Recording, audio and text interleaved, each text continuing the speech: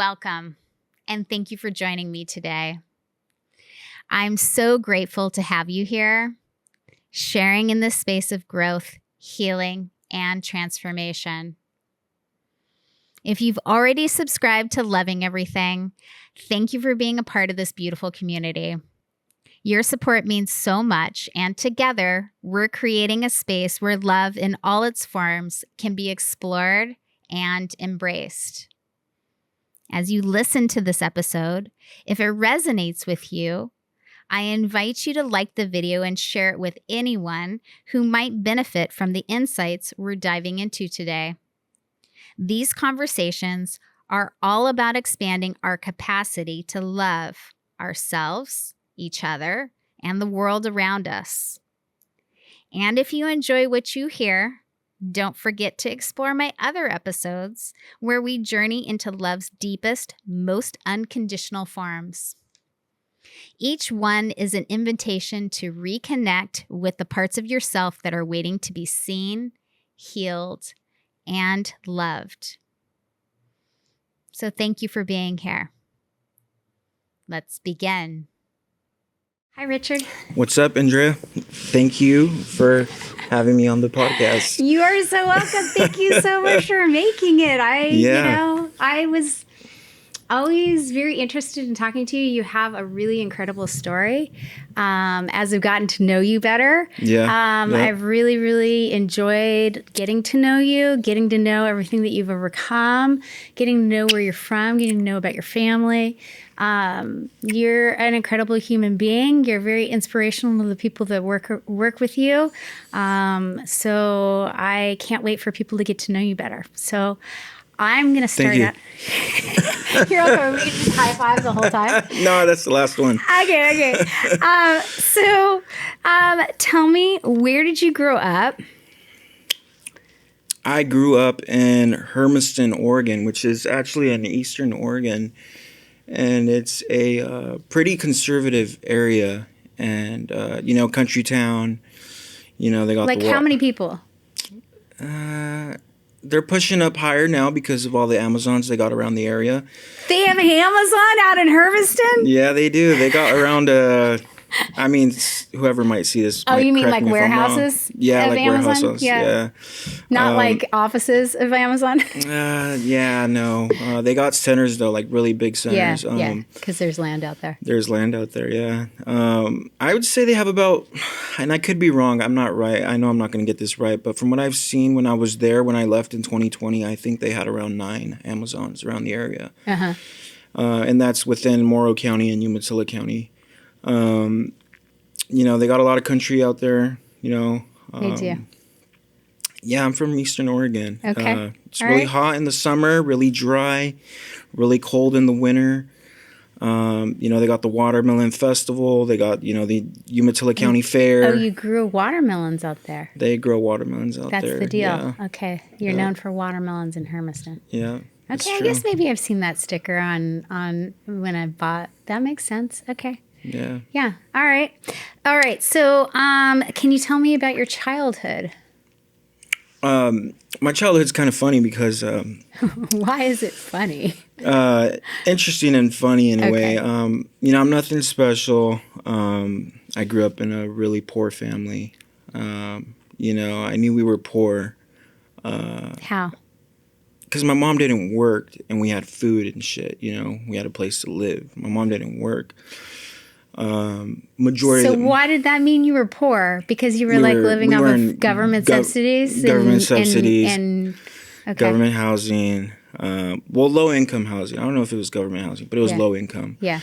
My mom was a single mom for quite some time until I met my stepdad.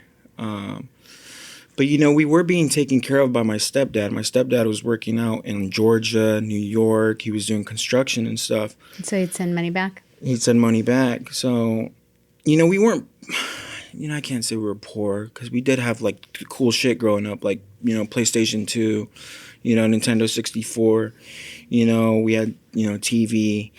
There just wasn't a lot of money. There just wasn't a lot of money, no. Yeah. But we were taken care of, though. Yeah. But that was before You I weren't knew starving. Yeah, we weren't starving. You weren't starving.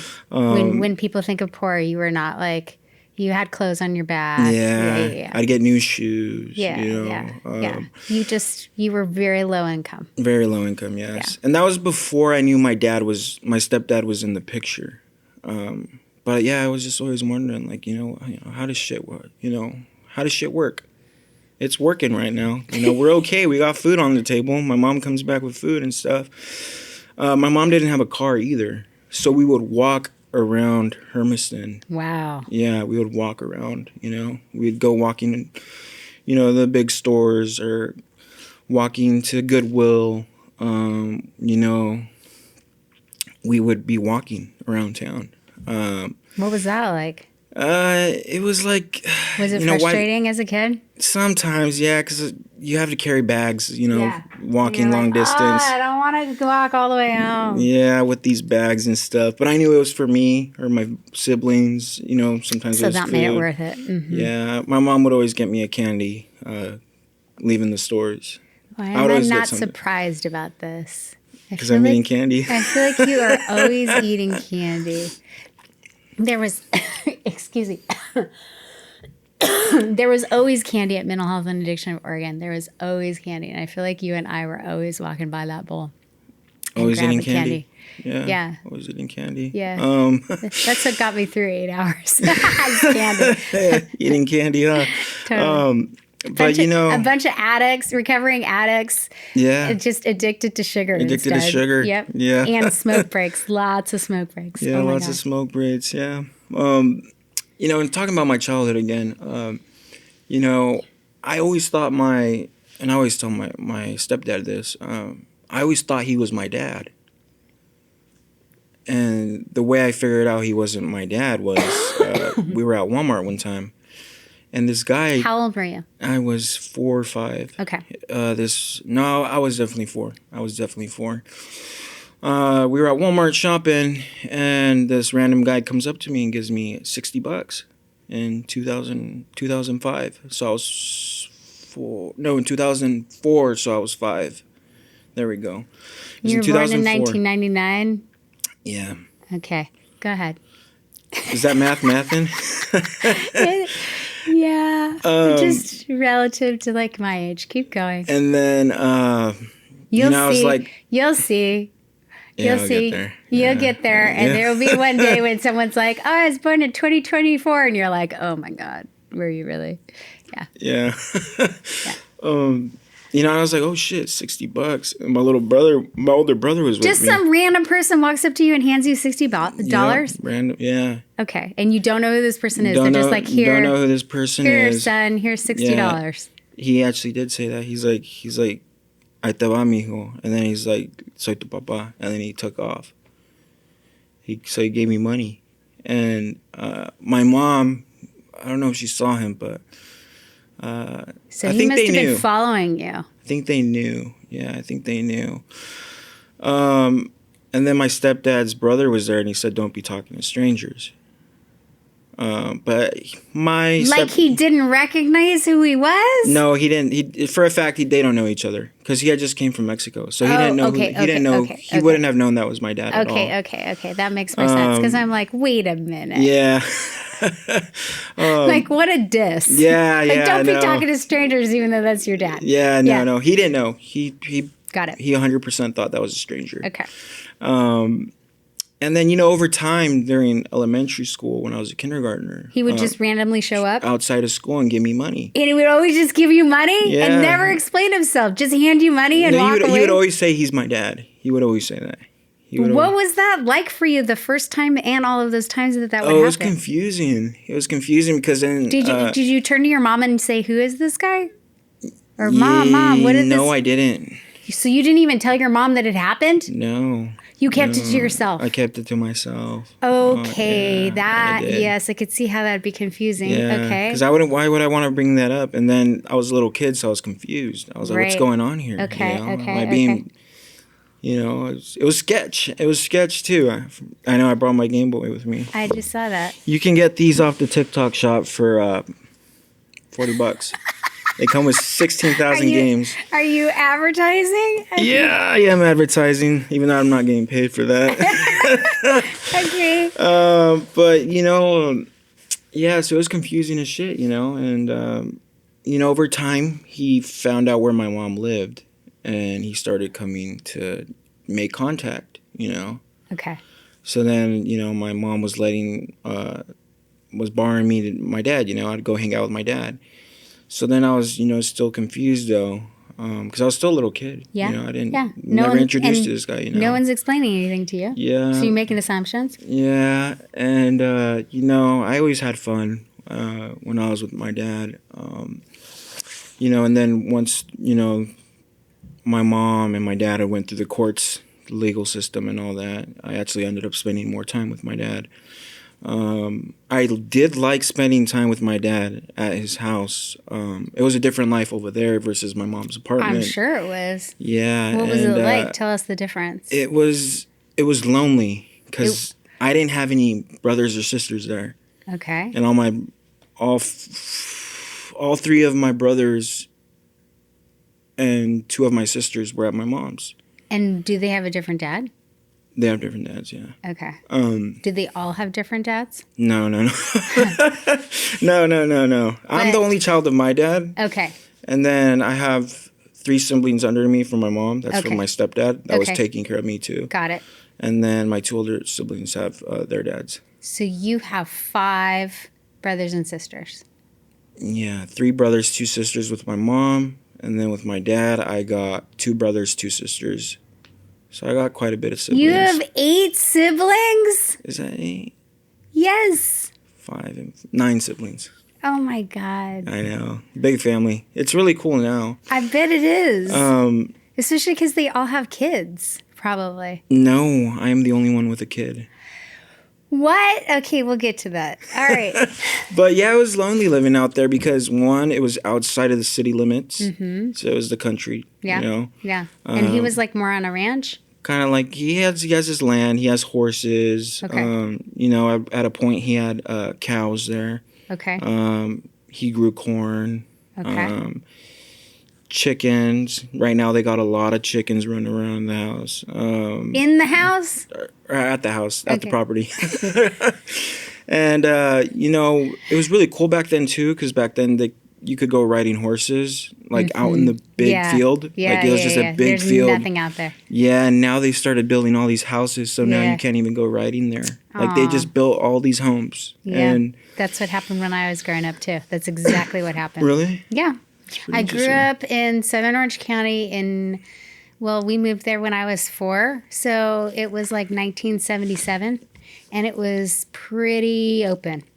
There wasn't a lot of building yet, and I could take our horse. I mean, I was only allowed to get on one of them because the other one was too tall, but and too big for me to manage it that age by myself. But yeah, I could get on the horse all by myself and like ride. It was a community of custom homes, so there were probably like 15 homes, maybe like 8 on one circle and 8 on another street, basically up on the top of a hill. Mm-hmm. And they were all custom. They all had land, and we had like an acre and a half. We had 2 horses, and then a neighbor sometimes would put their Shetland pony in our corral just because it didn't always get along with all the other horses, and it was particularly mean. That was supposedly my horse, but it was never really my horse. I got to ride it, and it was mean.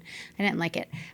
We had chickens, we had ducks, we had a goat at one point until my mom decided that she didn't like the fact that it ate everything in sight.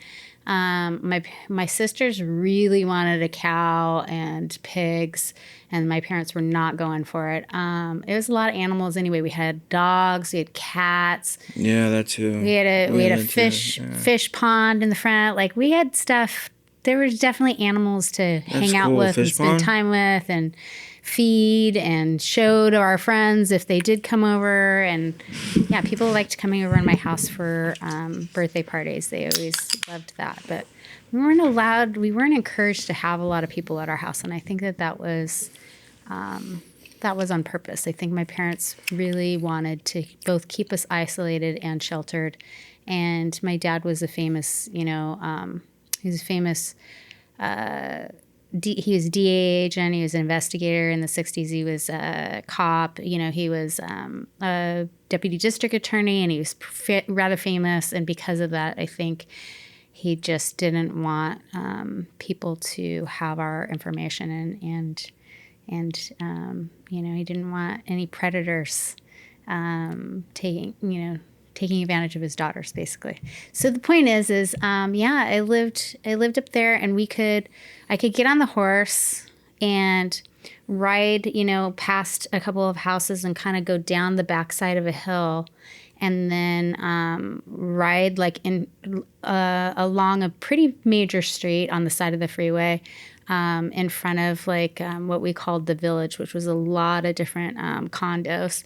And then there was an open field, and then you cross into the street and you go down through a creek. And then once you went through that creek, you could go up, and it was just hillsides, and you could just ride and ride and ride and ride and ride. Different view over there than, probably Eastern Oregon, huh? Right. All sunny out there. Very dry, still very dry. Southern California is very dry. It's like Mexico. It's it would have cactuses all over if they hadn't ripped all of the agave out and planted orange trees and strawberry fields, right? That's what I grew up with. I grew up with groves of orange trees and strawberry fields on the sides of the freeways, and it's hot, it's dry. It doesn't get a lot of rain. It still doesn't get a lot of rain. It doesn't really have seasons. I really longed for seasons. They would sing about white Christmases, and I'd be like, what is that like? My parents did take us up to the mountains, but not often. They had a cabin when I was little up in Idlewild, which is up in the mountains, which is a fairly larger town or city now than it was, I think, when they owned a cabin there. But yeah, we lived a pretty isolated life. In Southern Orange County, and it just continued to get built up, kind of like Hermiston. As I was growing up there, it just kept getting more built up, and then it became kind of what it's known now. It's pretty landlocked now, strip mall after strip mall. So yeah, oh, wow, yeah. So wow. that was my growing up too. Okay, so let's see. We covered some of my questions. What did you love doing as a child? I got this right here. Game Boy? You loved Game Boy? Yeah, I remember when my dad bought me my first Game Boy. You're younger than my daughter, by the way. She had Game Boys. Oh, really? She still has does she have a Game Boy? She has a Switch. She has a Switch. Okay, wow. Yeah, she loves Switch. I love playing games. I've always been a gamer. Yeah. Because wait, you're 24, right? 25. You're 25 now. Yeah, 25. You're big 2-5. I always loved games. Yeah. Always. I started with, I think it was it was the Nintendo 64. Yes. I think we had the Super Nintendo 2. And then we had the PlayStation 1. Yeah. PlayStation 2. Yeah. My dad had bought me a Game Boy. Game Boy Color. And when my dad would get me something, my stepdad would come in and get me something. Of course. Yeah. He had to compete. He's like, I love you too. Yes, I remember just always having cool stuff, the Nintendo DS, when my dad bought me the 360, I would go back to my parents' house, my mom and my stepdad's house, and then my stepdad had bought a 360 too. So it's so you had one at each house. I had one at each house. So that wasn't so bad. You kind of got love from both sides. Both sides, yeah. My brothers talk about it, and my brothers and sisters talk about it a lot now too. For not being, biologically my stepdad's son, My stepdad Took care of you. took care of me. Yeah, That's awesome. he took Did you care have a of me. good relationship with him? Yeah. You did? Yeah. In my teen years, we'll get to that later when we start talking about my teen years. Yeah. But I look up to him. He's a good guy. Is he? Are they still together? Him and my mom, yeah. They're still together. That's cool. Yeah. So they've been together since I've been alive. Wow. Yeah. That's pretty impressive. So I wasn't raised with my dad. Yeah. I didn't, my stepdad came into the picture when I can't give you an exact age, but I was still in diapers. Yeah. Okay. Yeah. So I was like, I think he said I was 1. Okay. Yeah. Yeah. So as far back as you can remember, that's been your dad of sorts. Dad, yeah. But you do still have a relationship with your biological dad. Yep. Okay. And how often do you see him now? Since I moved here to Portland, Oregon, I don't see him as much. But I have been keeping in contact with him. I was there during the holidays. I think I see him at least the same amount of times I see my other family. Okay. So pretty often. Pretty often, Thanksgiving, Christmas. Given there was the last 2 years, so 2022, 2023, I did not see them that much. 2021, I did see them. It just fluctuates. Has he moved on? Is he in a new relationship? Did he have another family? Yeah, I did. He did. I did say that. He has 2 sons and 2 daughters with my stepmom. Okay. My stepmom's really cool, by the way, she? too. Yeah, she's really cool. But ultimately, my favorite thing to do is play video games. Okay. Run around with the kids. I was just like any other kid. Except I spoke Spanish. Sports? I spoke Spanish. I had to learn how to speak English. I didn't learn how to speak English completely until I passed ELD in the 7th grade. Really? I swear. So were most of the kids around you were white? Yeah, but the apartment complexes always had Hispanics or Afro Americans. Yeah. But in the schools, yeah. Okay. I mean, now Hermiston is, I'm not saying it's been ransacked, overrun by Mexicans, but there is a lot of Latinos and Latinas. There's a lot of Hispanic culture. Yeah, right now. But growing up, my English wasn't the best. Interesting. Because Spanish was my first language. And that's what was spoken at home. That's what was spoken at home. Interesting. I mean, it's kind of crazy I didn't pass ELD till I was 12. Well, I mean, it was 11 or 12, I can't remember. Yeah, you were getting by. You were obviously getting by without it. Yeah. And I would always say it's I speak English. I speak Spanish fluently, so, Yeah. Yeah. But my childhood was gaming. Yeah. Okay. Gaming. Let's see. What were the relationships like that you witnessed as a child? What were the relationships I witnessed as a child? Yeah, like what were they like? Did everyone get along? Yeah, everyone got along in my family. They did? Yeah, not so much my mom and my dad, but everyone got along. I got along with my siblings. Your mom and your biological dad, or your mom and your stepdad? My mom and my biological dad. Okay, so they didn't get along. Yeah, and their communications... Did they ever tell you why they didn't get along? I never asked that. They just have 2 different point of views of life. Okay. Different perspectives. Different perspectives, yeah. But, I got along with everybody in my family. My siblings, my parents, my cousins, my uncles, my aunts. You're really close to your sister, I know that. I have an older sister here, yeah. She comes by a lot. Yeah, my older sister, she's here in Vancouver. She comes by a lot. Yeah, I got along. I had, nothing but love. I was raised, with love, and that's awesome. My life as a child was very loving. Was very nurturing. The relationships I established. A funny thing is, I would always move to different schools around Hermiston, and did your family move a lot? My mom moved a lot. Okay. And So the relationships I'd established in school. Or what carried you through? No, not what carried me through, but when I got to middle school and high school, I started seeing people I hadn't seen in a long time. Oh, yeah. So that was you're cool. like well known in Hermiston. You got around. Kinda. I got around. Everyone knew who Richard Garcia was. Yeah. I wouldn't say I was like popular, like the cool kid or whatever, but I was. You weren't? No, I was not the popular kid. No, I would say I was liked by most, and everybody has someone that fucking hates them.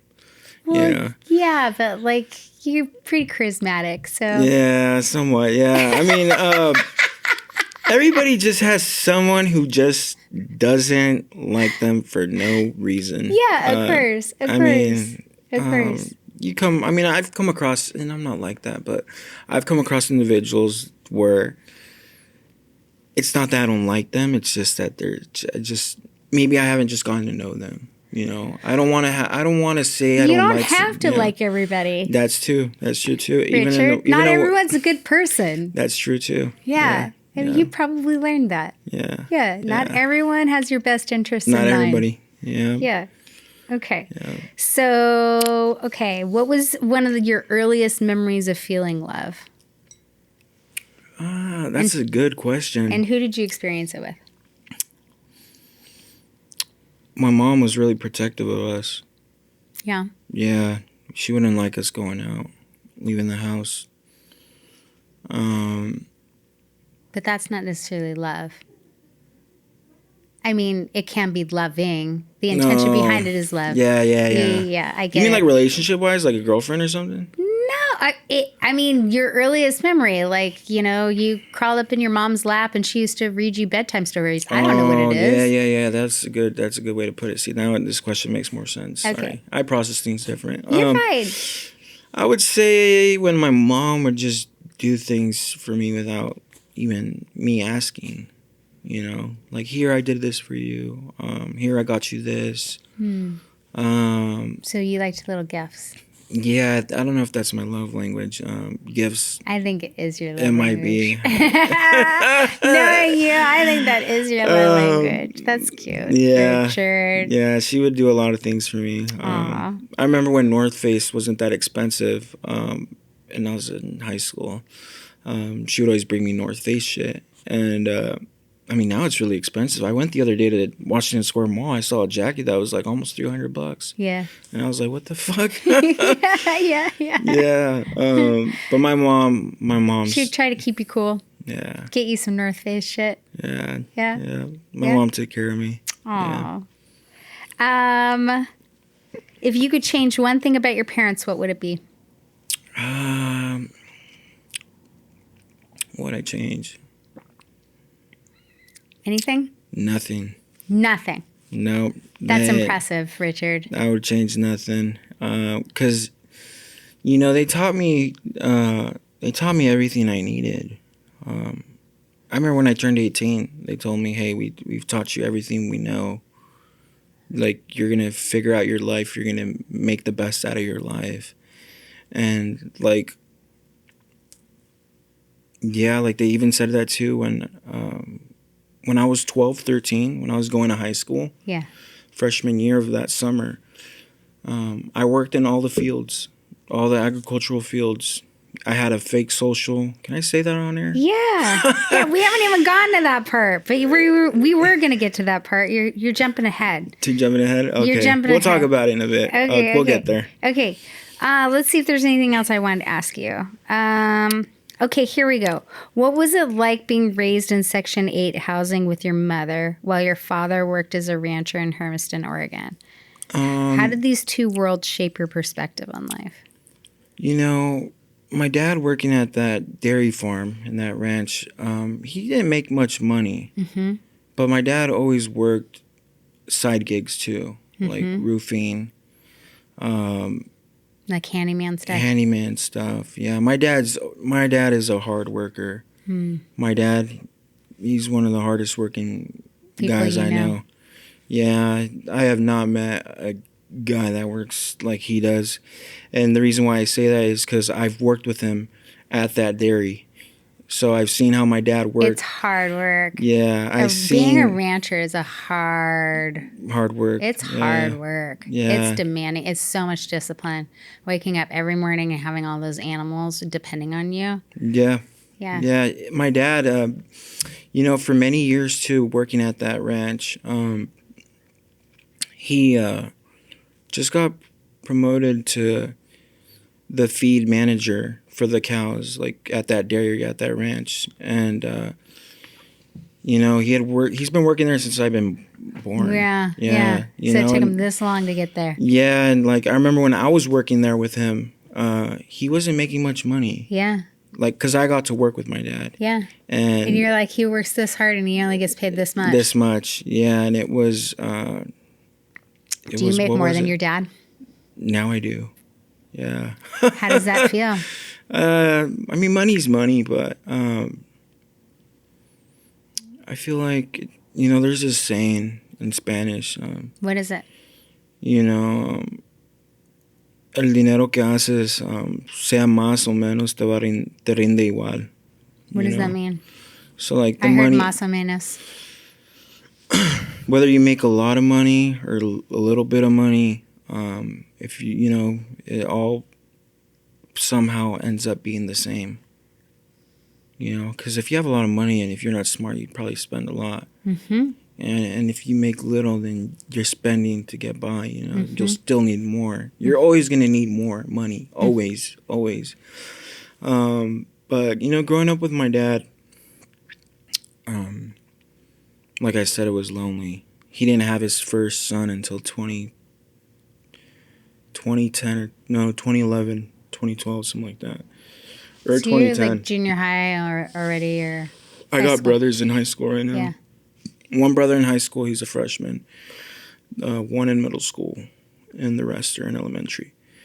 But you know what? I like growing up too with my mom more than growing up with my dad, because I had all my siblings there since, like, they were the ones I knew. My siblings. Yeah. My mom. You had a family. Yeah, and they're the ones. Like, even though we lived in apartments that weren't the nicest. Your family was really close. Yeah, our family was really close. We were always together. Yeah,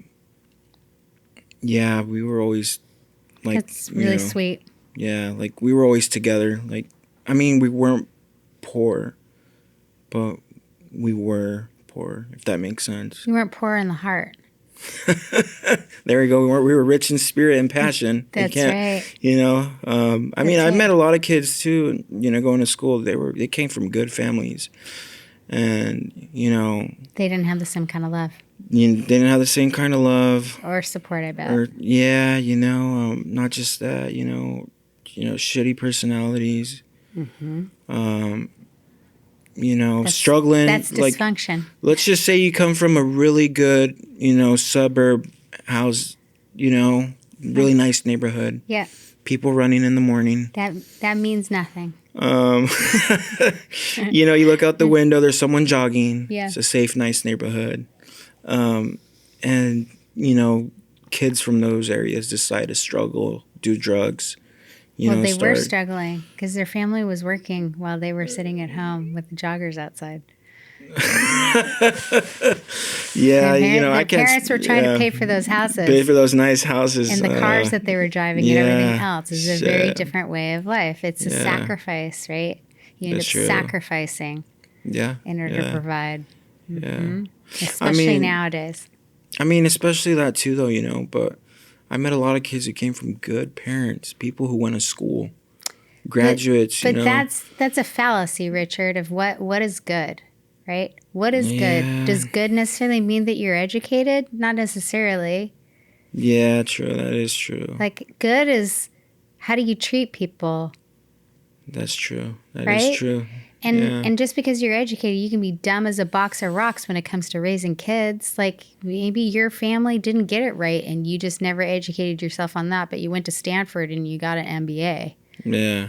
Like, whoop-de-doo. That made you a bunch of money, and then you just, have maladaptive tendencies and ignore your family every single time you don't want to hear something that your wife says, or your kids drive you crazy, or they need things from you. And so you just hide out at work because, like there's a million so different many ways that you could go. factors and There's stuff, a million yeah. ways that this could go. But my point is like, that is not the justification of like what is good.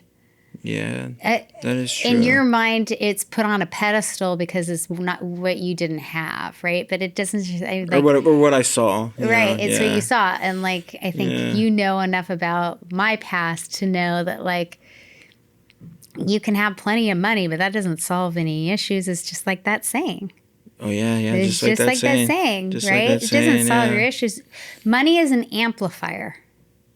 Money is an amplifier. All it is it magnifies whatever you already are.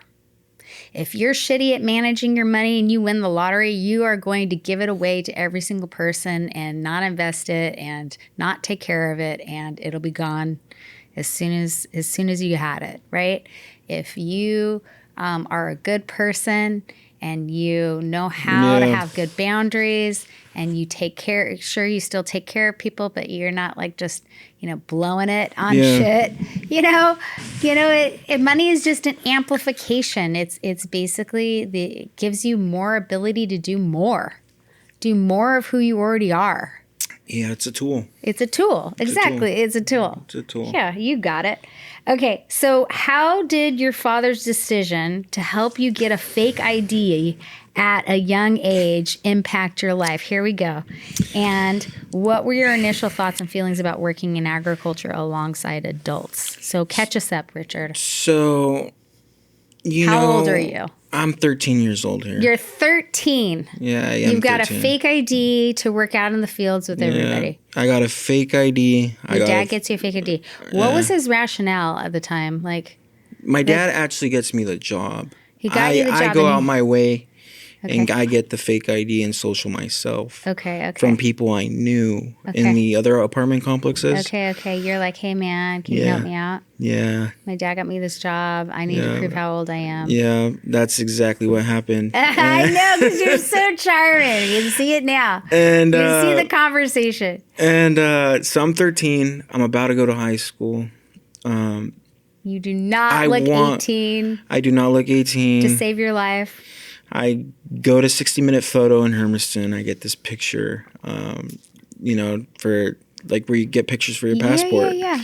And, I turned my picture into, the people, the homie. Yeah. The homie. You give him a bunch of money. Yeah, I did. Gives you a fake ID and a social security. Yeah. Okay. And, this is going live on air, but. What was your name? Was it the same name or? No, it was not the same name. Okay. My last name was Alvarez, though. Okay. So, now I look back at it, and we're talking about this live on air. They can't come for me. I was a minor. No, you're fine. I was a little kid. You're fine. But yeah, so I'm 13. I'm about to start my freshman year. You're going to go work watermelons. No, not watermelons. It wasn't watermelons at first. What was it? It was onion. Okay. It was onion fields. What was that like? That shit was hard. What was so hard about it? Tell us. Being bent down, pulling weeds so the onion can grow. Yeah. And, be nurtured by the water and the sunlight. It needs space. They need space. So you got to pull all these weeds out. And, you finish a row and then on to the next row. Yeah, it never ends. Yeah, it never ends. But the reason why I started doing that was I'm 13. I'm a freshman, about to be a freshman in high school. My mom... Was it good money? It was a good amount of money. It was a good amount of money for 13. For being age 13, yeah. And having no expenses yet. No. And how much were you paid? Do you remember? My checks, if I worked 6 days a week, my checks were You would work 6 days a week? Yeah. So you didn't even go to school? This was the summer. Okay. Summer, so I was not in school. Yeah, they were like almost $600. $600 a week? Almost 600. So $100 a day? Yeah. Okay. And at 13. At 13, yeah. And the reason why I did this is because my mom and my stepdad can't afford the shit I want. I wanted nice shoes. You're a teenager. You're going to high school. You want to be wearing all the nice clothes. Yeah, you want to keep up with the people that live in the neighborhoods with the joggers. Trying to keep up with that. Oh, shit. You don't want to look like you come from a poor family. Yeah, and my dad tells me This is like the equivalent of stripping. Keep going. Except all the hard work. Oh, you think stripping isn't hard work? I'm not saying that. No, I'm on. not trying to say that. Ladies, all right, I'm not trying to right. offend anybody. Okay, all right. Just let's be clear. But yeah, my dad tells me, son, the only thing I can teach you is how to work. And before that, my dad had taken me to go do roofing, install a new roof. That's hard. Tear it down. And my dad, he would always have that saying, the only thing I can teach you is how to work. He definitely taught you how to work. Yeah, and but working those fields was pretty fucked up too, though. I bet it was. I'm sure the places there where I was hired knew I was a little kid. Of course they did. But they need more bodies out there. Yeah, of course they do. And when I was there They're too, going to need even more in the fucher. Oh yeah, when the we shit deport that goes. everybody, Yeah. we're not going to even be able to get watermelons from Hermiston. Shit.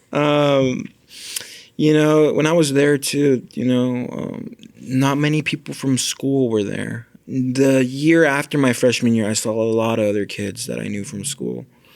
So I feel like I was one of the pioneers out there working in these fields. I bet you were. I'm pretty sure there's a lot of people that came before me that were out there. I bet you were. I could see it now. Yeah, and You're a trailblazer. I knew a couple of friends that were there. But yeah, it was lonely. A lot of Guatemalans, a lot of people from southern Latin America. Yeah. A lot of Mexicans, of course. But yeah, people from Guatemala, Honduras, Venezuela, Colombia, Paraguay, Uruguay, all these countries. Yeah. And, What was that like? I worked with people. I would always ask them about their stories. I wanted to hear what their life was like coming from their country. I can see that. When I was little, I would always ask a lot of questions. Yeah. But That's what makes you good at your work. I saw how lonely it was out there. It is very lonely. Because you get there and the sun is barely rising and it's dark as shit. It's barely rising. And you're there all day. No matter the weather. No matter the weather. No matter how hot. No matter how hot. Now they send them home if it hits 100. When I was working there, they would send us home if it was after 105. Yeah. And if it was raining, we were working there. But working out there, I got to work in onion, carrot, corn, watermelon, wheat, trigo. I think that's how we say it in Spanish, is trigo. Cutting onions, putting them in costales, so sacks. Yeah. Let's see, onion seeds. What else? Garlic. They had a garlic field out, not in Hermiston, way far. I was like Rufus, Oregon, somewhere around that area. Grapes, wine. They got some wineries out there. I worked in almost every single vegetable, fruit. Well, it was mainly vegetables. Yeah. But I didn't work on the blueberries farms that they have there. Okay. My older brother did work there, but he worked there legally. Yeah, I was out there grinding. And so it was really lonely because you get there super early. You're there all day. Yeah, no one I know. I'm unsupervised. No one you know. I'm unsupervised. Yeah. So what were the expectations like? Tell us about that. You got someone with experience that has, that takes everybody there, that works within the company. Okay. In a van. Okay. In these white vans. Yeah. And, drive you to the middle of nowhere. Mm-hmm. And you start working. And he's behind you. And you got to keep up with speed. So he's watching you. He's watching us. But he's not picking. He's helping out, but he's not picking. He has a staff. He has a hoe. And he's helping out. If someone gets behind, he'll let him catch up. But he's behind us, making sure we're working. Okay. And, there's a pace. Yeah. Towards the end of the day. Are you running? No, we're not running. No, we're walking, bent down, pulling weeds. Towards the end of the day. Are you going fast? We're going at a decent speed. in the morning, it would suck if you would start out your day wet because your gloves would get hard. No, they would Muddy. get muddy and the water would go through your gloves and you got to pull these weeds out. And they're really hard and tough to pull out. They are. Towards the end of the day, though, it was fucked up. It was It did a lot of yard it was like work as a 3 or kid. 4 p.m., 2 p.m. People start getting on their knees and working on their knees while pulling weeds because they're tired as shit. Yeah, you can't do it anymore. Yeah. You've been squatting for 4 hours already. Yeah. Yeah, I did a lot of yard work when I was a kid. A lot of yard work. Because I didn't want to be inside with my mom and my 2 sisters because they were like, they would clean the house. And I hated that shit. Not that like I was a dirty kid, but like I did not want to sit there and do bathrooms. And so I used to join my dad. I was kind of like the son. Yeah. I would join my dad out in the yard and he'd be like, all right, we're taking down all of the leaves or all of the branches on this tree. Or we're, like picking all the fruit off of these 4 plum trees. Or we're, we had a huge amount of fruit trees. My dad was big on growing his own food, and so I was always like out there like I don't even know. He was always having me learn shit. Like I'll never forget. He was just thinking of this the other day. He, back when you used to change the oil on the car, he would change all the oil. Like he used to do that. And so he would crawl under there and then he'd have me crawl under there with him and he'd be like, okay, Andrew, this is how you do it. And he'd be like, one day you can show your husband how to do this. And I laugh now because I'm like, oh, wow. Just never even came up. Like it was never like, to my ex-husband, here, let me show you how to change the oil on the car. I was just like, fuck that. I'm going to marry somebody who can afford to get their oil changed. Like I'm not gonna change. He taught me how to do all kinds of stuff. Like I was mowing the lawn and going to the dump with him, and he was always working on the house, and so I was like kind of his sidekick. Just following him around all the time and helped him, like fill up all the trash cans and drag that out to the street, and so I wasn't a tomboy, but like. I was pulling weeds in our garden. He liked to have his daughter there while he was doing things. I was pulling weeds in the garden and doing all of that stuff too. That's Granted, cool. Not, I wasn't getting paid. I never got paid. Never got paid, huh? Shit. So let's talk about how much money you were making at 12 and 13 years old. I was getting paid $10.50 an hour. Okay. How did that kind of income and lack of supervision influence your decisions? Oh shit, it was bad. I bet it was. I was buying shit I didn't need. Like what? Jordans that were expensive. Okay. $500 Jordans. Shit off Flight Club New York. My friend showed me that. My friend Enrique at the time showed me that. My friend Enrique at that time, we haven't talked in a long time, but he was my friend at that time. We follow each other on social media and shit, but I don't know now. Not now since I made new accounts, but he was a cool guy. He always had all the cool shit, all the cool kicks. He lived in a nice neighborhood. So he's showing you what's up. Yeah, he showed me what kept you cool. Yeah, put me on game. What were the cool shoes and shit. I had a friend named Jairo too. He grew up in the same apartment complex, and he started getting cool Jordans too. So I wanted cool shit too. But yeah, I was buying shit I didn't need. Let's see. And you started dabbling in some drugs, right? Yeah, smoking weed. Yep. Yeah, smoking weed. You're a kid and you get 600. You're a young teenager, and you start getting $600 every week. Yeah. What else are you gonna do? Yeah, Yeah. What is there to do? In a small town? In a small town with nothing to do. Yeah, nowhere to go. Nothing to do. Nowhere to go. What is there to do? Exactly. You're gonna get in trouble. Is what you're gonna get in. Okay. So how did that play into your life?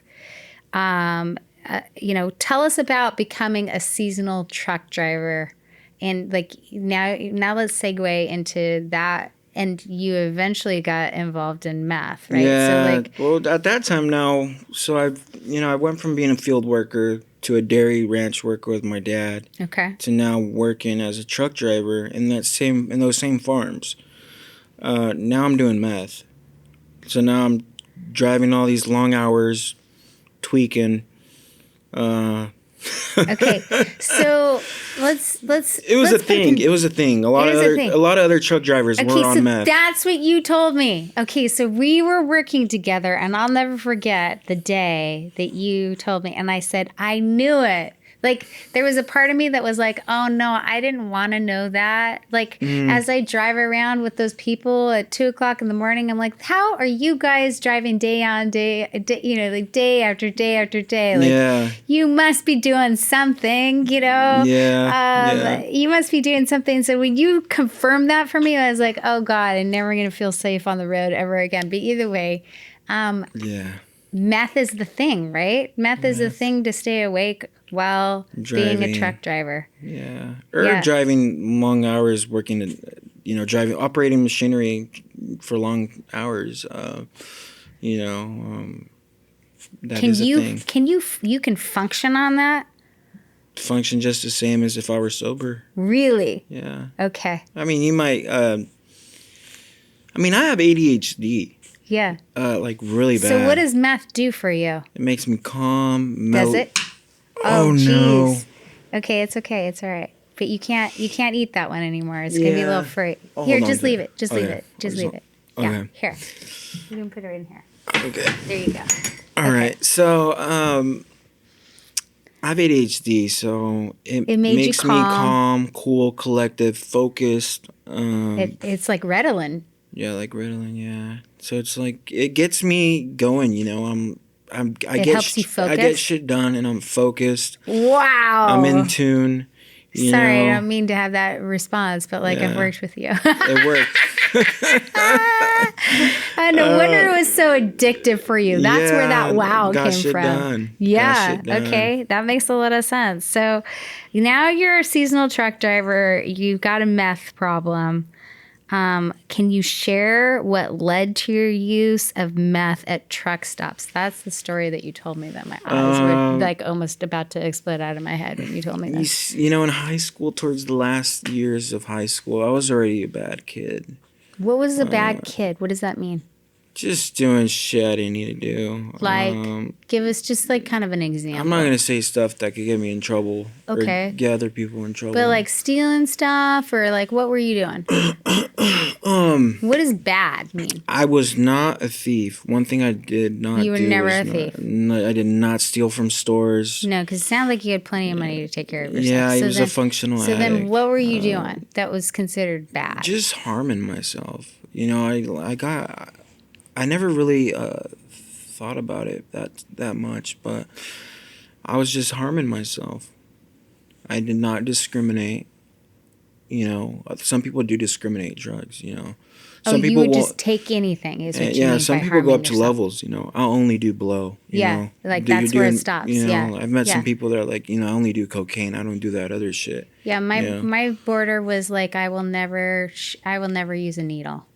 That was your border. Yeah. Or my boundary. My boundary was once I've used a needle, then that seems problematic. That seems like a much larger issue. Yeah. And I grew up with after school specials, and my after school specials, and Reagan, Reagan's wife was don't do drugs, right? And they used to put an egg in a frying pan and be like, this is your brain on drugs. Oh yeah, I seen that. So we were raised with that, Gen X, and so for us, a drug addict was somebody that that did heroin, or just hit the lowest point of the earth, slept in people's doorways, and that was a drug addict. That's how I was raised. Granted, I was taught drugs are wrong. Don't get me wrong, but in my mind, socially, that's kind of how what a drug addict was. A drug addict wasn't somebody who was married to somebody with a shit ton of money who could party all of the time, and all of our friends had whatever kind of powder we wanted or capsule. right? Yeah. Like, that didn't seem like a drug addict. That seemed like you're just having a good time in life, Mm-hmm. right? Yeah. Or people who drank so much that like they were always hungover on weekends, or like that didn't seem like a drug addict to us. That's like functioning. Yeah. That's still functioning. And I hear what you're saying, because while I was doing all these things, I would not say I'm a drug addict. Yeah. I can never say I was a drug addict. Yeah. Because I wasn't sleeping in tents. I Yeah. wasn't. That's right. I wasn't. There were some other people in my area that were known for like being considered bums. Yeah. I wouldn't consider myself a bum, because You're still functioning. Yeah, you had a job. You had friends. Doing well. Same. Yeah. I mean, like I used to party in my early 20s. Another version of drug addict, right? In my early 20s, raves were really, really a thing. They were really a thing. And I used to go to my fair share of raves in my early 20s and my late teens. And I had some people who were drug dealers like in my vicinity, or like in my friend group-ish, like on the extended group. Like if they, like a friend of mine would be dating one, or, like I never really dated somebody who was that, but they were in my periphery. And so they were people who had problems, right? Because they were like always high, always selling it.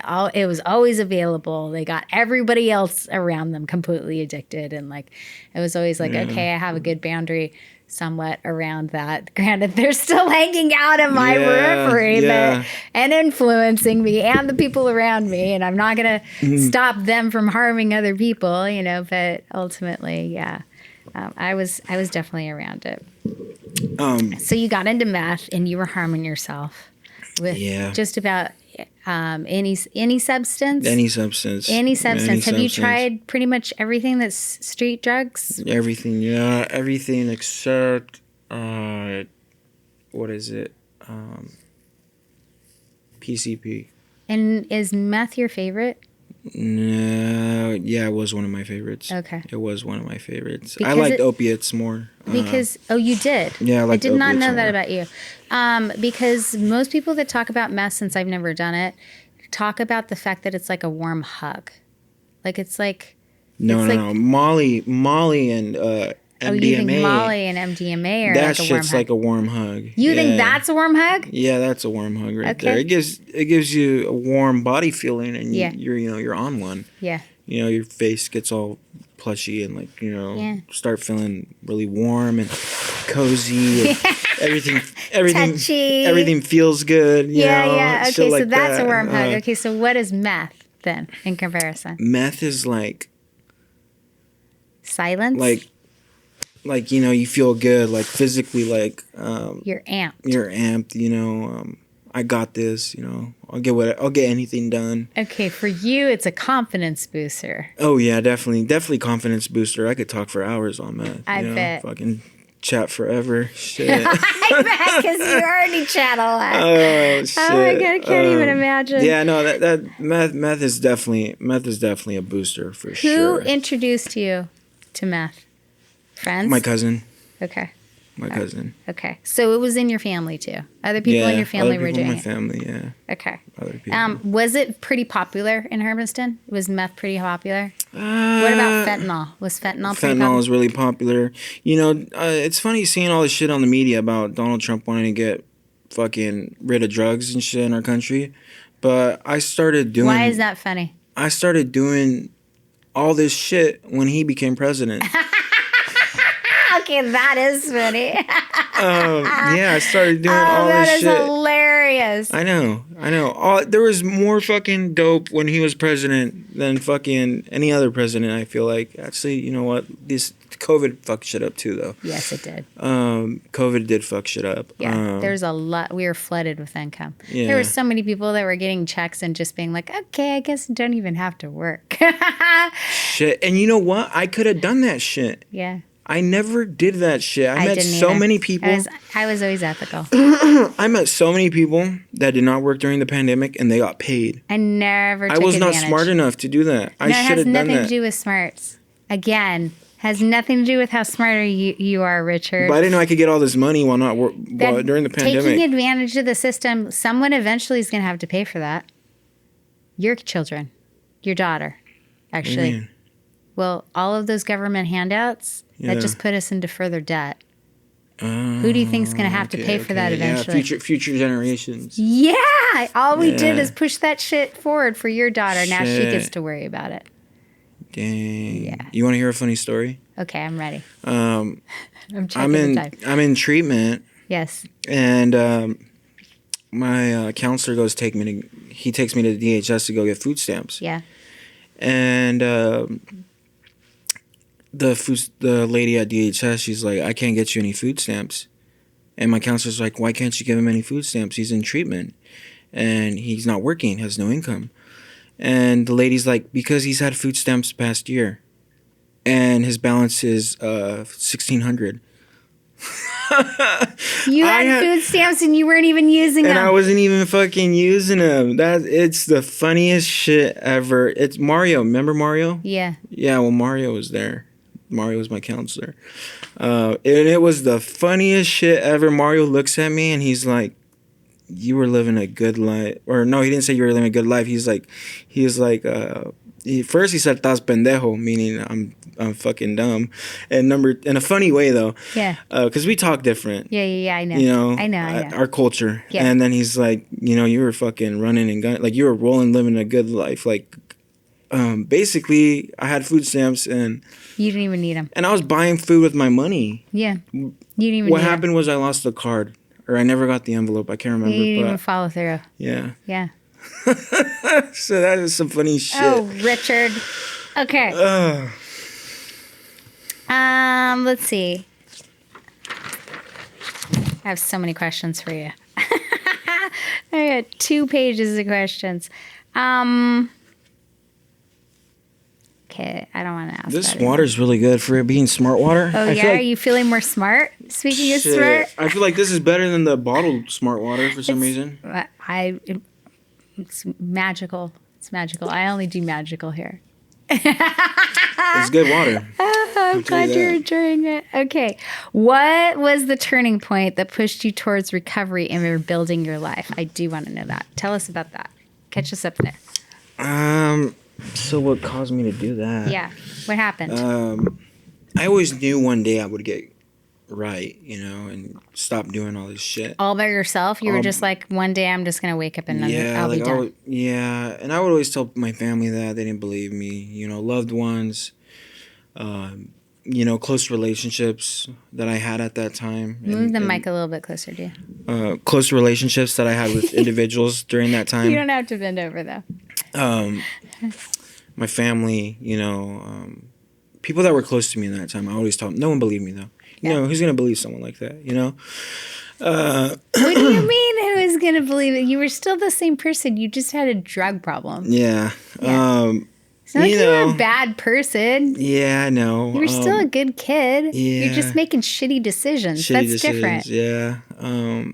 I knew I was going to stop one day, but the reason why I decided to, pursue recovery, I was just tired of being tired. Tired of being tired. Tell us about that. What does that mean? The drugs weren't doing it anymore. Couldn't run anymore. Couldn't run from your problems anymore. Couldn't run from my problems. I was never in the system, though. I never went to prison. Were you doing the drugs to hide from stuff? Like, to hide from feelings? Suppress feelings. Yeah. Suppress like shit. What kind of feelings? I mean, you don't have to get specific, but like... I was just... Trauma or like... Was there something specific that like it helped you with, or? There was some trauma I experienced in my addiction, and not like stuff I seen. Terrible shit. Fucked up shit. Give us an example. Overdoses. I know you've witnessed some a lot overdoses. Of overdoses. Yeah, I had to Narcan some people close to me. And that's devastating. That's devastating. And so dealing with grief, did it help you deal with grief? Is that what you would say that most of the drugs helped you with is grief? Yeah, grief. Pain. Let's see, pain, sadness. I was always naturally sad. I don't know why. as a child and a teenager. Slightly morose. Yeah, something like that. It just suppressed shit I didn't want to see. And when I overcame that, the day I wanted to quit, the day I did quit, I just said I'm done. I called my cousin who had already went through the program and everything, and he was doing good. And I came here very loaded to Portland. I did all the shit I had left. I came here very loaded. But I was just tired of being tired. Like I actually, while I was consuming, and the last time I had consumed during that time, I was like, why am I doing this? While I got the dope in my hand and the lighter in the other, I was like, why the fuck am I doing this? At a certain point, it just doesn't make any sense anymore. Yeah, and I was like, what the fuck is wrong with me? Huh. Yeah. I'm not a fucking thief. Yeah. I don't commit crimes. Yeah. Like, what is the point of all of this? Like, why am I doing it? Yeah, no one's around me. I'm by myself. Yeah, I've isolated everybody. Yeah. I've fucked up my life. Now I'm doing dope by myself. Yeah. It used to be to go kick it with the homies and shit. But like, what now I'm addicted and doing it by myself. What the fuck am I doing? And what is my future is what I asked myself. How old are you? 21. Okay. I'm 21. And you're finally legal.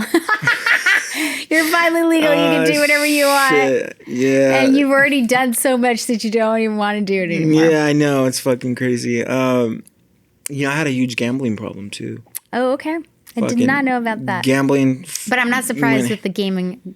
Yeah. Oh, yeah. Shit like that. Yeah. It's very addictive. That's just a different addiction. Another thing too, I'm not going to disclose this person's name. Please don't. Yeah. But why I also came out here was because that person told me to come out here. Yeah. Female or male? Female. Okay. She told me, she's like... Were you guys in a relationship? No, we weren't in a relationship. She just cared about you. Yeah, for some time.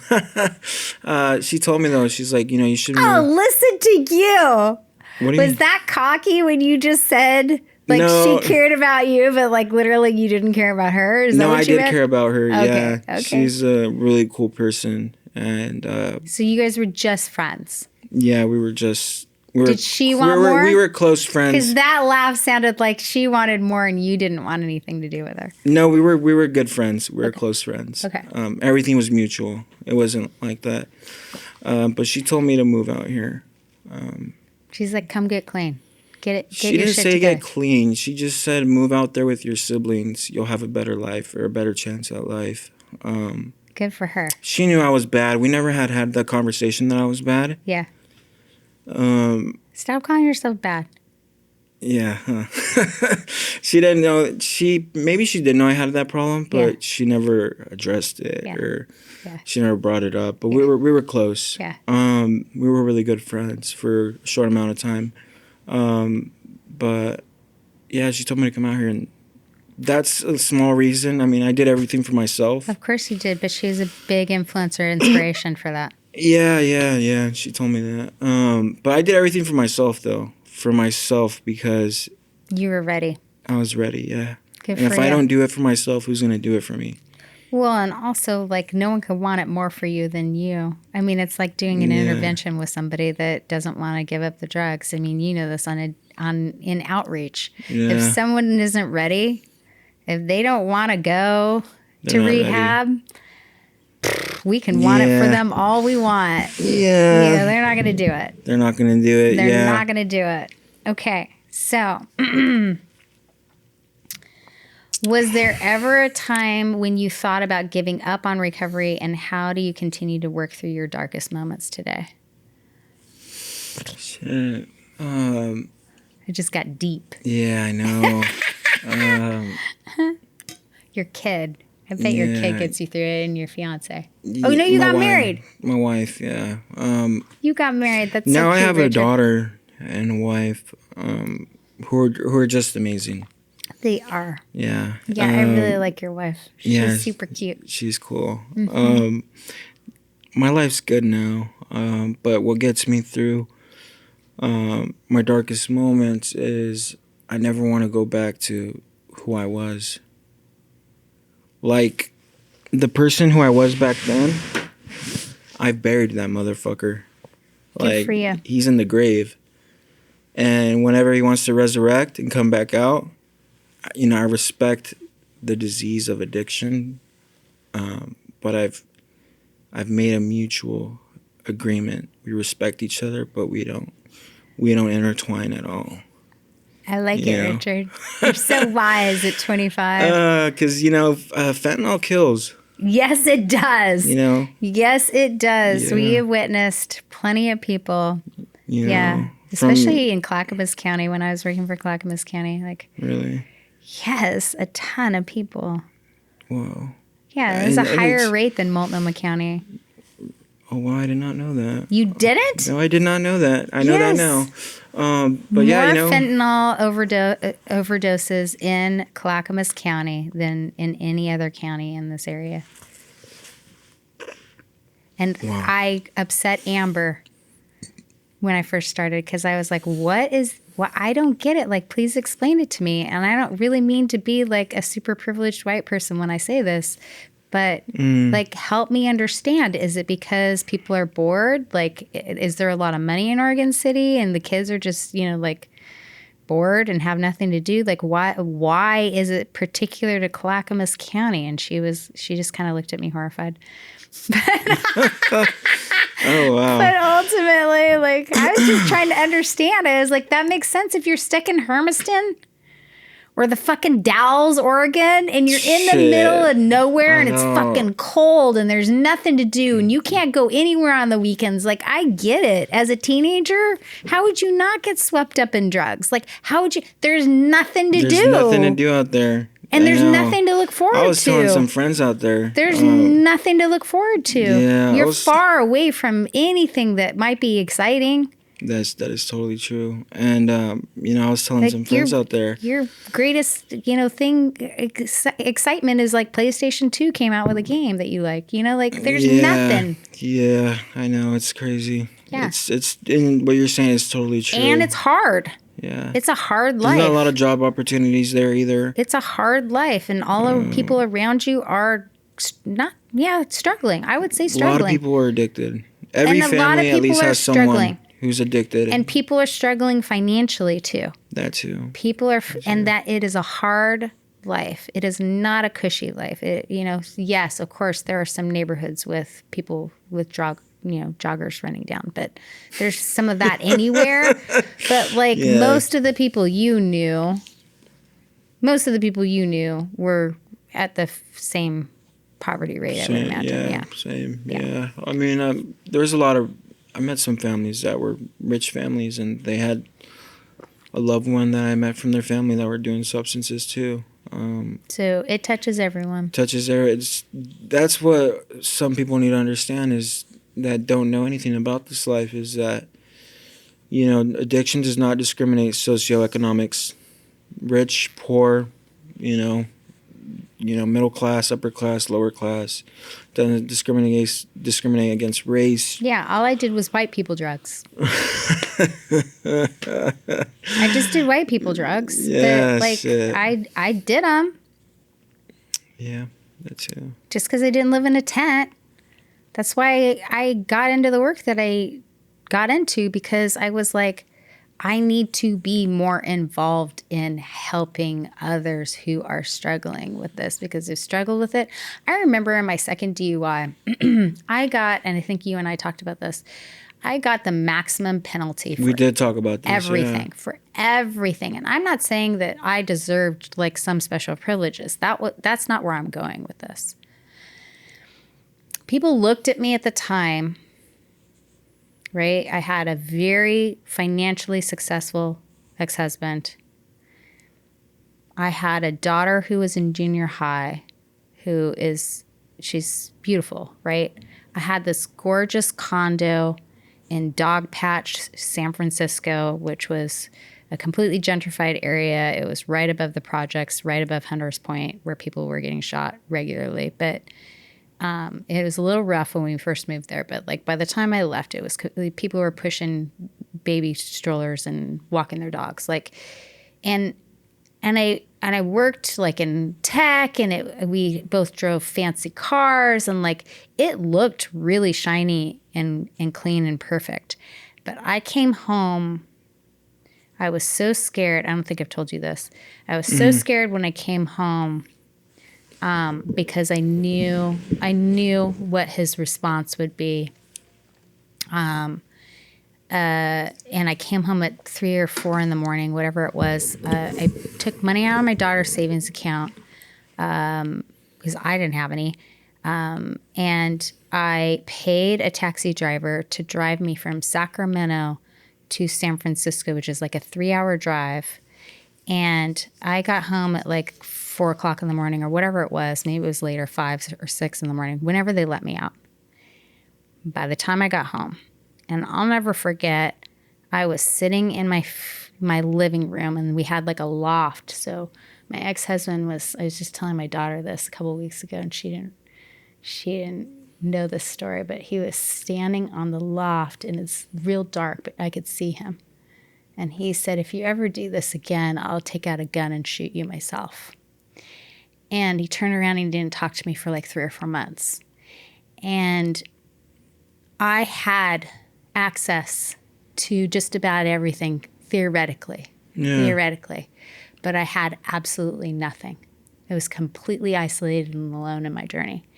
And he didn't help me financially. He didn't help me pay anything. He had me sell my car in order to cover everything. Like, I had no one to talk to about it, no one to help me process it except for the social worker that I was assigned to, like the 12-step program that I had to go through. Like, he wouldn't even address it with me. He wouldn't even address me, as a matter of fact.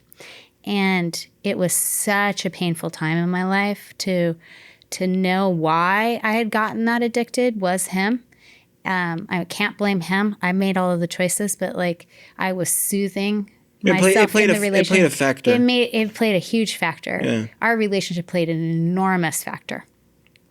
And I was self-medicating to stay in the relationship, and so then I didn't even have him to help me through it, and it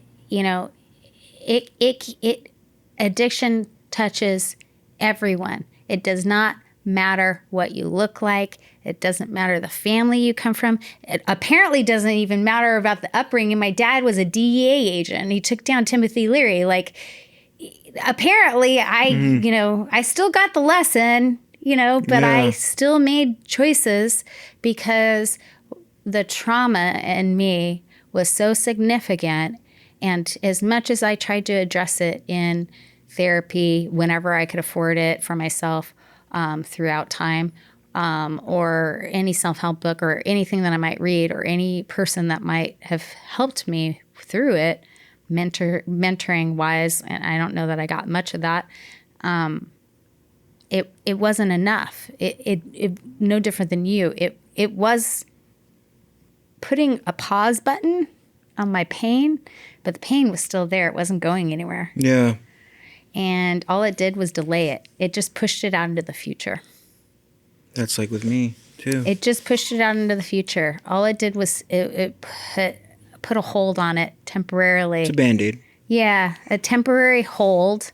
And it's like, okay, you don't want to deal with this now. You're going to have to deal with it eventually. And it's going to be worse because you just got yourself into even more issues by not looking at it. It's like a Band-Aid.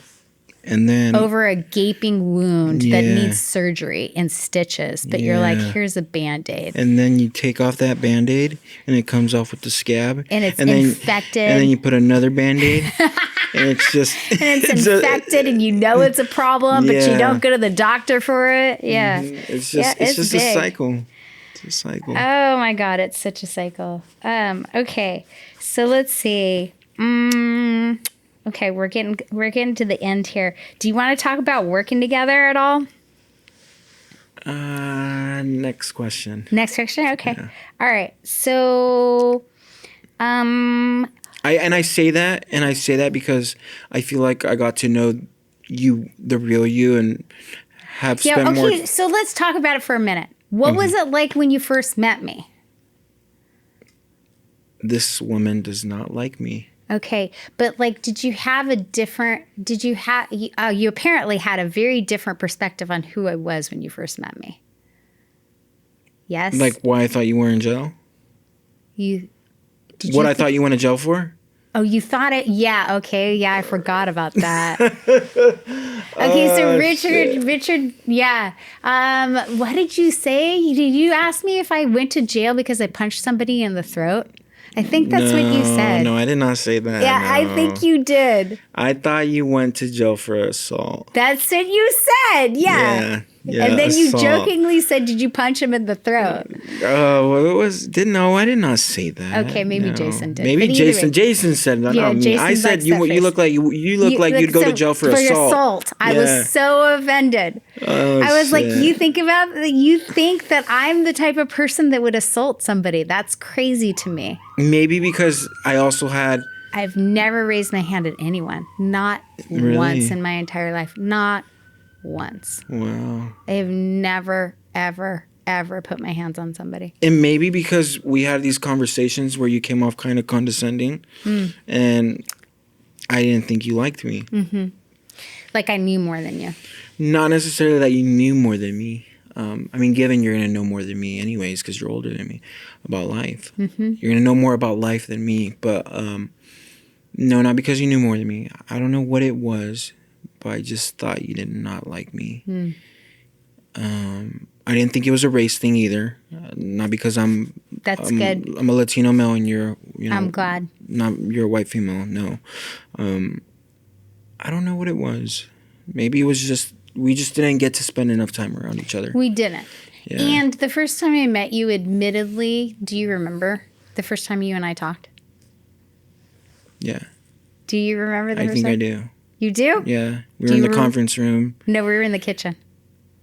We were in the kitchen, and you turned to me and you said, "Hey, Andrea." Something like this. "Hey, Andrea, my job's gotten kind of boring. And you seem to know how to like make connections and like set up meetings and like do all of that. Yeah. And you're busy all the time. And I'm wondering, like, do you mind showing me what you're doing so that, not so I can be better at my job, but like I'm bored. Like, can you show me more things to do in my job?" And I was like, what? I was just so like, I think for me, my perspective was like, if you're bored, I would not be telling people that you're bored. Like, that would be like, it's not even my, like, that would never, if I was bored, I would not be telling people I was bored. I would just be like, and I'm reading my email and I have all these other things that I might work. You're really good at that though, Andrea, setting up connections and doing things like that. Yeah. But you were in a different county and program. Totally. The thing I'm doing, I already know. It's very different. The people. It is very different. Yours is like a community. Small community. Yeah, everyone knows everybody. Yeah. Nobody knew who I was. As the new kid on the block, I was like, oh, this is easy. It was so easy. That job was so, okay, I'm not saying all parts of the job. All parts of it, yeah. The administrative part, I could do in my sleep. I could like do your job, my job, Jason's job. Like, it was like, that part was easy. The demand for that was so minimal in comparison to like working in the tech industry in the Bay Area, and the expectations for like working for, corporate or working for a CEO who like manages. And that was where you came from. Yeah. Right? Manages a shit ton of money and has a board of directors he's got to respond to and be held accountable for. And he's got, he starts out with, well, I mean, he not him alone, but his whole management team, the management team, I started at the last place I worked in San Francisco. They started out, when I was there, I think I was like employee 40, and I helped them grow the company to 180 employees. And like, I was busy. There were sometimes I was running to like grab the phone, and like the UPS driver would come in and I'd sign for that package, and then like somebody's waiting there. They need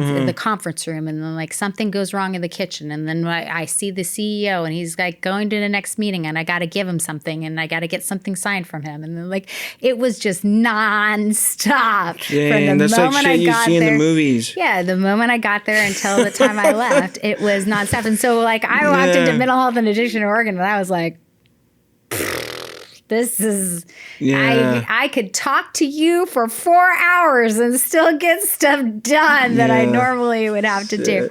What's the next question you were going to ask? There was plenty. Let's see. Enough about that.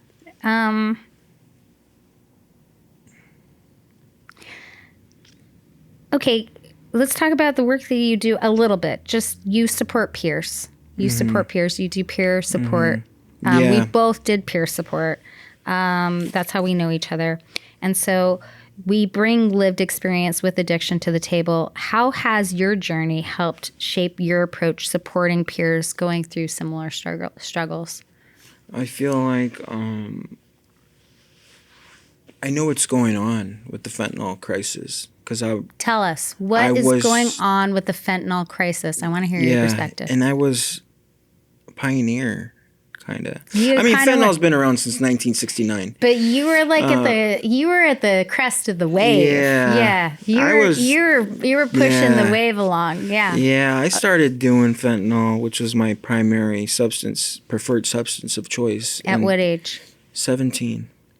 It was 2016. From 2020, basically 2021. I stopped in November 2nd. So you were doing it for 5 years. Yep. You managed to never overdose. That's amazing. It gave me power. It gave you power. What kind of power? I got so much energy. Okay, so like physical power. Yeah. Okay. It gave me not like street cred. Yeah, no, nothing about that. Not like driving around in a Mercedes-Benz power. I did have a Mercedes-Benz though. Did you really? Yeah, while I was a junkie. Of course you had a Mercedes-Benz. Oh shit. But yeah, I was at the start of the crisis. Yeah. Okay, and so tell us about how much it's changed and why. I mean, now it's more popular to consume fetty powder. What's fetty powder? I haven't heard about this. Fetty powder is fentanyl in a powdered form that is more potent. Do you snort it? You can snort it, you can inject it, you can smoke it. You can smoke it. You know how people in prison say you can put it in your ass? Okay. I've never done that method. But, you know, there's all sorts of ways for consumption. And with a tab, aren't you smoking that anyway? It's in the pill form, but not as potent as the pills, you know. Okay. So can you swallow that pill? Like, yeah, you can swallow. You can ingest pill. it. Yeah. Okay. But, you know, but the quickest way is to smoke it, right? Quickest way is to smoke it. Yeah. Well, I mean, the quickest way to ingest it is to smoke it, to crush it up and smoke it. First that would probably be shooting it up. Okay. I think that's the most effective. I think that's what I've learned. Because I'm also at Portland Community College, taking my addiction counseling. Yeah. But yeah, I do support peers, and you know, being able to provide lived experience from what I experienced is really valuable. Gives you compassion for them. It provides strength, hope, courage, empathy. But why do you think we're having a fentanyl crisis? You know, I was watching a video the other day of what's Mexico like. They blame fentanyl doesn't just come from Mexico, it comes from different areas. Of course it does. But they blame Mexico mainly. I know they do. And Mexico doesn't have the fentanyl crisis in Mexico compared to here. No, they don't. I think it's different morals and values within families. You know, you think it's an American thing? It's, you know, look at the cocaine era. Yeah. You know, in the 70s and 80s. Yep. Let's just be honest. Americans consume the most drugs. We consume the most of everything. Period. Food. Yeah. It's a consumer country. resources. Consumer country, you know. Yeah. We're all consumers. We go buy that new iPhone. Yep. We take from the rest of the world, basically. Yeah, basically. Yeah. Yeah. Okay. And I think it's, you know, the families are different, you know. Yeah. You're raised differently. In my intermediate family, yeah. I was the only black sheep. My intermediate. Yeah. None of my brothers did drugs. Yeah. None of my brothers suffered with addiction. Yeah. No one was ever considered or looked at as an addict but me. Yeah. Why do you think that was? Do you have any suspicion? My surroundings, different age groups. It was really your popular. dad's permissiveness of getting you the fake ID, giving you a shit ton of money at an early age. Yeah. That probably didn't help. That modeling. I mean, Nothing he never taught me anything bad, though. No, but I mean, he gave you access, and your brothers probably didn't have the same kind of access. Yeah, that too. They weren't making $600 a week. Yeah, that too. Do you know what I mean? Yeah. Like, I'm saying he gave you access to something that they didn't necessarily have access to. Yeah.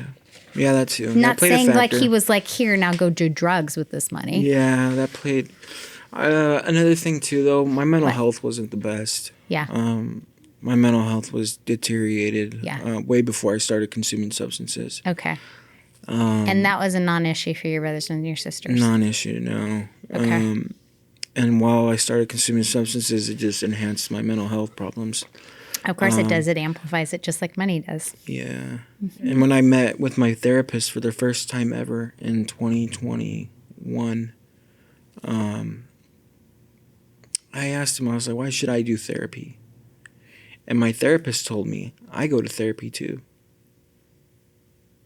And that was inspirational. That was inspirational. Everybody needs a therapist. Everybody needs someone to talk to. Everyone needs someone to talk to, Richard. Yeah.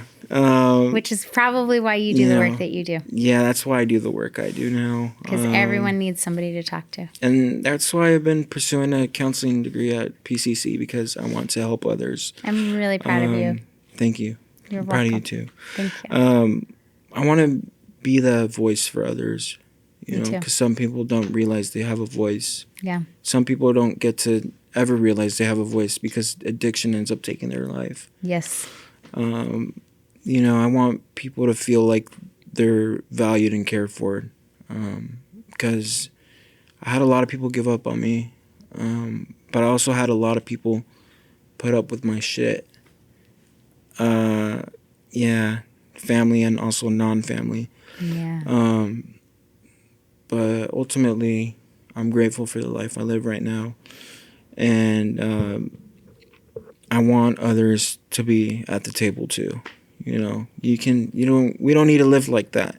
You know, there's a better way to live than to be on edge and consuming shit. We don't need to be destroying our bodies, or, you know, I've also tried to eat more healthy. Or our relationships. Or our relationships, you know. We don't need to destroy who we are and get lost. But it's easy to get lost along the way. It sure is. You know, growing up, you know. Yeah. I can't imagine what it's like for, you know, the world we're living in right now. I can't imagine how it is for upcoming teenagers. Like, what are they going through, you know? By the way, what generation am I? You said, I don't even know if I'm Gen Z, what is... I've never paid attention to... Am I a millennial? I don't... No, you've missed the cutoff for millennials. My daughter's right on the cusp and she's 27. So you're definitely below that. Yeah, and that's Gen Z. I'm Gen Z? Yeah. Oh, shit. Yeah. Yeah. I thought I was Gen X. No, I'm Gen X. Oh, Gen X is right after the baby boomers. We're raised identical. Are my parents baby boomers? Well, how old are your parents? My dad's 50 and... They're Gen X. They're like me. Like you. They're like me. Oh, wow. So we were raised by the baby boomer generation. So we were raised with the same standards and expectations. So pull yourself up by your bootstraps. Don't cry over spilled milk. Get your shit together. Like, repress all your feelings. That's you don't why have my parents were like You don't that, have any emotions. You're just an extension of my parents. You just do exactly what we say. We raised ourselves. My parents, like I said. We raised ourselves, yeah, because the short time my mom went to work, It was me and my brother, my other little brother, by ourselves. Well, my older sister was there too, though. Sometimes. That was because you were in low income, and I'm not saying that I was necessarily high income when I was a kid. My parents were white collar, blue collar than white collar. My dad worked hard, just like your dad, to get where he was. Did he have more privileges? Maybe because he was white. Absolutely he did. But, he grew up in poverty. He grew up in major poverty. So he taught us to work hard, and he taught, I joke around with him to this day. I'm like, do you eat nails for breakfast? He's the toughest person I know. My stepdad and my dad are tough. He's the toughest person too. I know. I talked to him on Christmas, and he's like, "Did you decorate?" And I said, "No." And he goes, "Do you have any plans today?" And I was like, "Well, I'm having tea with a friend." And he goes, "Don't get down about that." And I was like, "Okay, thanks, Dad." Like that's about as much emotions I wish I could have met my grandparents. So anyways, Gen X. So the reason why we were called latchkey kids, because that was the first generation where both parents were working and they weren't home for us. And the world was theoretically safe. And so we would just get home from school and we would literally raise ourselves. No different than low income. Like we would, but our entire generation was doing this because both parents were working. My mom was working. She wasn't home for this. So she didn't get home until like dinner time. My dad didn't get home until after she cooked dinner. And so literally we would see them for like 2 hours and then do it all over again. That's how it was when my mom would work too. Yeah. Because my mom didn't work once my little brother came into the picture. Yeah. But when it was me, my older brother, my older sister, Yeah. my mom did work. Yeah. Because it was low income, but she still had to pay rent. Yeah. You still got to pay rent in low income. Yeah. So it wasn't Section 8. Do people pay in Section 8? No. So it was low income, not Section 8. I've had it wrong this whole time. No, I could be completely wrong, but my understanding is that's like government housing. Yeah, or projects. Yeah. And you're living in the projects. It's a slum, but you're living in housing that you don't necessarily have to pay for. Yeah. Yeah. No, we had to pay to be there. Yeah. And, my older sister basically raised me. Yeah. And same with mine. Yeah. Yeah. And when my older sister wasn't there. And look at all these similarities we had. Yeah. Look at all these similarities we had. Yet I lived in the neighborhoods with the jogger down the street. Theoretically, we didn't have any joggers, but I lived. The neighbors that wave high. It looked like that neighborhood, but it wasn't any better than your circumstances. So it's great that we've gotten to understand that we have a lot of similarities in our upbringings as far as, although I think you had way more love, but a lot of similarities in our upbringing. Yeah. So I'm glad that we have gotten to know each other like we have. Thank you so much for sharing your story. Yeah, thank you. Thank you for having me here. You're welcome. I think this is a dope setup. Thank you. Really good experience. Thank you. I'm not going to reach out and give you a high five. You can afterwards. Afterwards, yeah. Yeah. But, I would like to end this on a good note. If anybody gets to see this, if you're struggling with addiction or mental health challenges, it's never too late to get help. And I know it sounds cliche, like, oh, it's never too late to get help. It's true, though. But it's really true. You just have to start. You just have to make the conscious decision to start to get help. To ask for help. And a lot of people, I think, are afraid to ask for help or to realize that they can ask for help because I think at the heart of addiction, and I bet you'll agree here, I think at the heart of the addiction is you think you're alone with all of the stuff that you're going through. You do think you're alone. Yeah. But you're not alone. And nobody could possibly understand the pain you're in or your circumstances, and you're all alone with it. And you know what? And because you isolate yourself in that way, that is true. I would tell my story to people I didn't know. Yeah. Like other people on the streets. Yeah. But I wouldn't tell someone I knew. Yeah. Does that make sense? Yeah, of course. I would tell this random person on the street who'd probably forget the next day what I'm fucking going through. Yeah. But I wouldn't tell people I knew. Anyone that cared about you. Yeah. But my message is to talk to someone you know. Get the help that you need. Yeah. Yeah. Thank you, Richard. Yeah. Thank you so much for tuning in and supporting this podcast. Your presence here means the world to me, and I'm truly grateful for your time and energy. If this conversation resonated with you or sparked any questions, feel free to share your thoughts in the comments. I love hearing from each of you. Your insights, experiences, and curiosities always enrich this space.